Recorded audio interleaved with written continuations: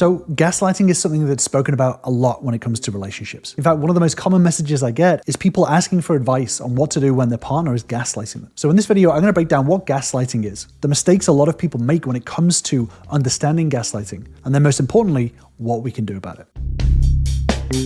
So gaslighting is one of the most disorienting dynamics that you can experience in a relationship. Gaslighting, for those who don't know, happens when somebody distorts your reality purposefully, leaving you doubting yourself. There is a lot of talk online about purposeful manipulation, a partner trying to trick you into thinking that something that you know happened didn't happen. In fact, unfortunately, in this social media age, there is a lot of clickbaity scare tactics that content creators use to kind of make you feel like you are being gaslit even when you're not.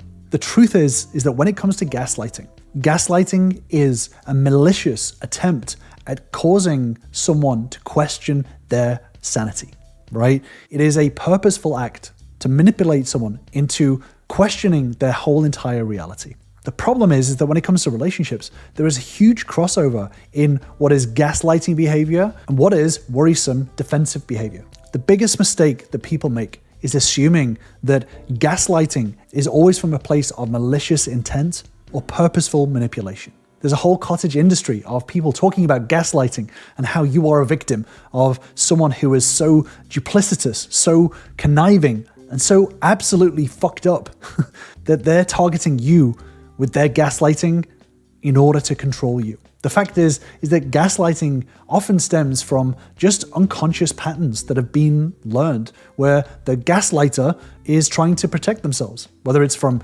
shame, accountability sometimes, or a fear of vulnerability. Because this is such a hot topic, there are so many people now that are convinced that their partner is a narcissist who gaslights them. When the truth is that when you take a step back and actually look at the behavior, this is a very common behavior. You know, I speak with a lot of relationship counselors, marriage counselors, therapists, psychologists. And if you ask any marriage counselor, what is the word that they hear the most? It will be narcissism and gaslighting. Sometimes, unfortunately, counselors, therapists can also put that seed in their client's mind, which is a real shame, because ultimately gaslighting comes from a purposeful, conscious intent to deceive. And most of the time, gaslighting actions actually come from a subconscious place and can fall into behaviors that a lot of people do.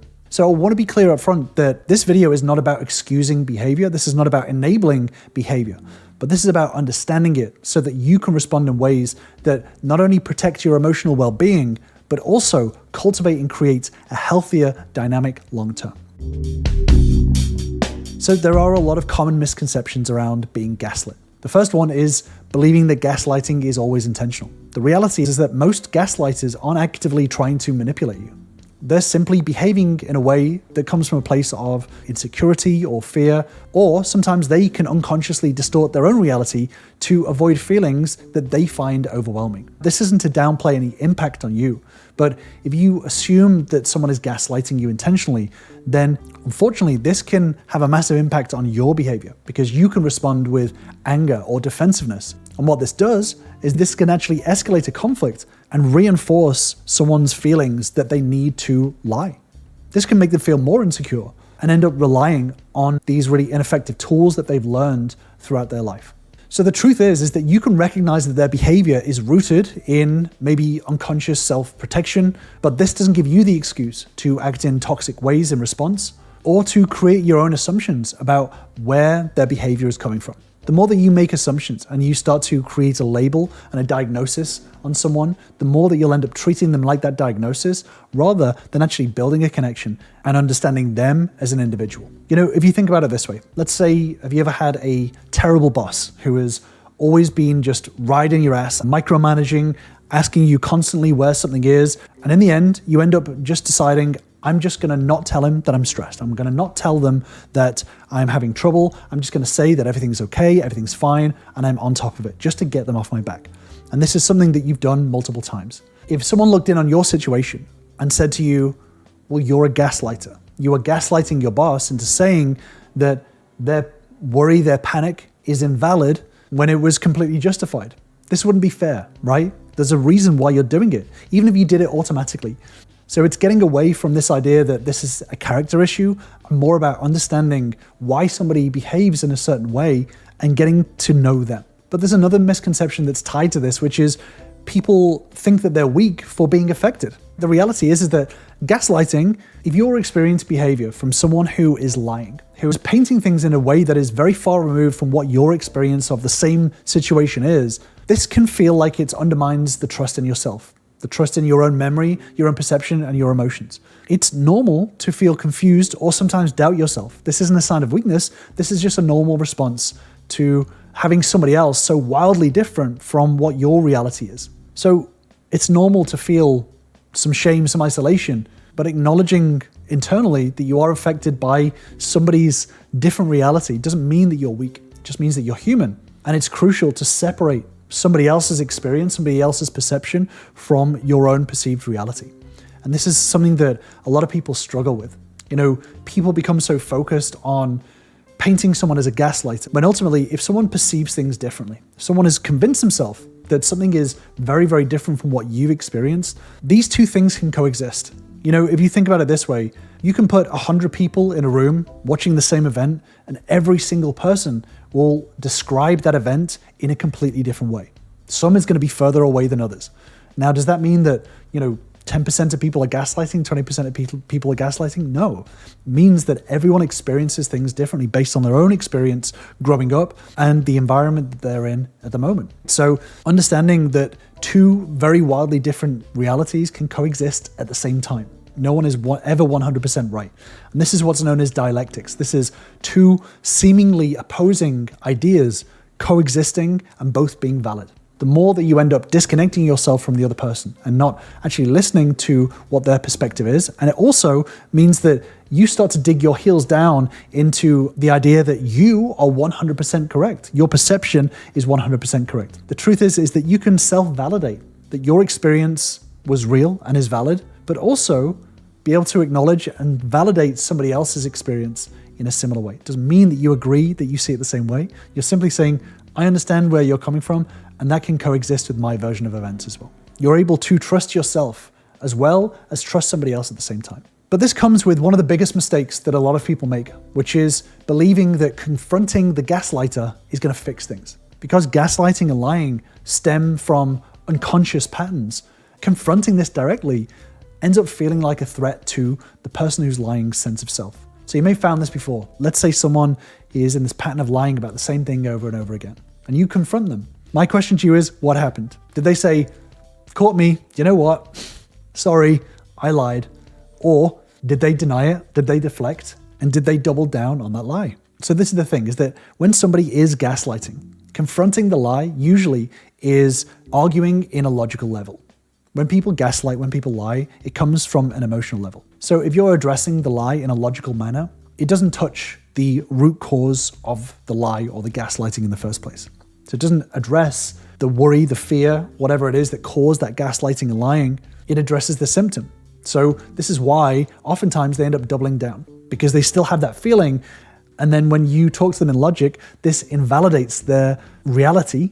So that feeling intensifies in them, and they feel even more of a need to double down. So let's say they feel shamed for lying. You pointing out that lie can influence even more shame within them. So this can reinforce this behavior that they've learned. So expecting some immediate resolution by confronting this lie can leave you feeling more frustrated and invalidated yourself when they resist this accountability. The truth is that in order to effectively approach gaslighting behaviors, you can't expect an instant breakthrough. You've got to focus on the underlying feeling, being able to validate feelings and learning how to stay focused on the root of this gaslighting, being able to validate feelings to a very high level and showing your partner a deep understanding. This builds what we call emotional safety, which is building an environment where you're able to express your feelings freely without negative consequence. The more that you focus on building emotional safety, building that trust, and showing your partner that they are free to express themselves in whatever way, but being able to show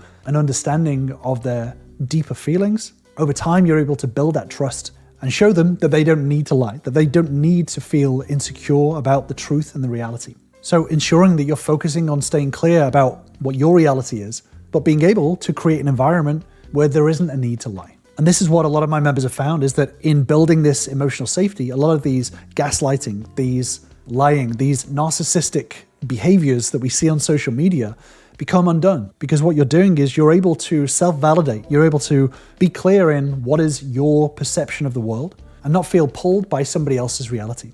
What this means is that you're able to get onto a level where you're able to communicate, be able to understand where your partner is coming from, show that understanding, build this emotional safety, which over time shows your partner that they don't need to lie, they don't need to gaslight, and that there are more emotionally healthy, stronger ways to communicate fears, vulnerabilities, etc. And this is what, in working with the thousands of members that I've worked with, have found is that by changing your behavior, you have a massive influence on your partner's behavior. This is the truth about relationships. So if you're able to not be riled and pulled in a certain direction by your partner's lying or gaslighting, then what this means is that you're able to have the skill to be able to lead by example an alternate path, right? And I break a lot of this down in my Relationship Bootcamp. Understanding emotional safety, understanding intellectual intimacy and goal synergy, and how all three of these tie together is really, really crucial in being able to start changing the trajectory of your relationship. And if you do want to join us, I'll leave the link in the description down below if you're ready to take the next step.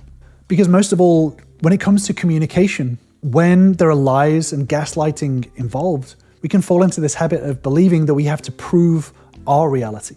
The truth is that when people are gaslighting or lying, they often reject evidence that challenges their own perspectives. And this again is because of the lack of emotional safety. So when you're trying to win, you're trying to, point score by proving that you're right, this usually becomes very, very futile. Because if people are seeing things in a very different way than the way you see things, oftentimes it's because of a really emotional attachment. So let's say your partner is feeling like you cheated on them and they're convincing you, they're saying, I know you cheated, you did this, X, Y, Z. People can get into the habit of thinking that they have to prove that they didn't cheat. This causes more arguments because you end up arguing over what is a symptom rather than the root cause, which is that your partner feels insecure in the relationship or your partner is worried about a long-term future.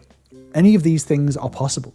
But the more that you try to logic your way out of it and reason your way out of it, the less likely you are to start leading the relationship in the right direction, the less likely you are to be able to validate your partner's feelings because you're too busy trying to win, trying to prove your partner wrong, trying to defend yourself rather than being able to come from an emotionally strong place and being able to separate your reality from your partner's reality and being able to validate in that moment. And I want to be clear that validating someone's feelings does not mean that you agree with them. It doesn't mean that you are saying what they're saying is right. You're simply saying, I can understand why you see things this way. I can understand why you are feeling the way that you're feeling. And being able to do this deeply is a real skill. So by getting out of this habit of trying to prove your reality, this actually helps you because it means that you don't have to get all emotionally caught up in what they're saying. It stops you from being emotionally drained and stuck in this unproductive cycle, and it actually creates a connection.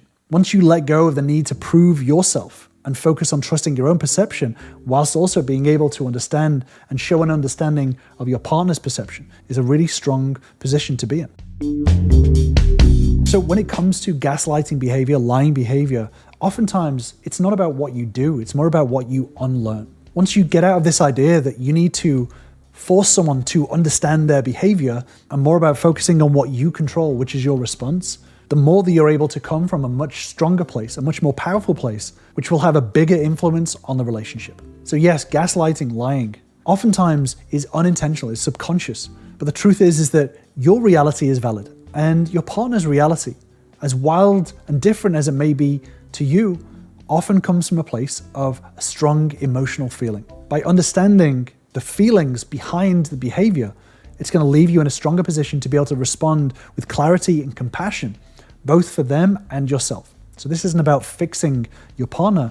It's about being able to protect yourself and be strong in yourself, but also to be able to modify the relationship dynamic in a very effective way.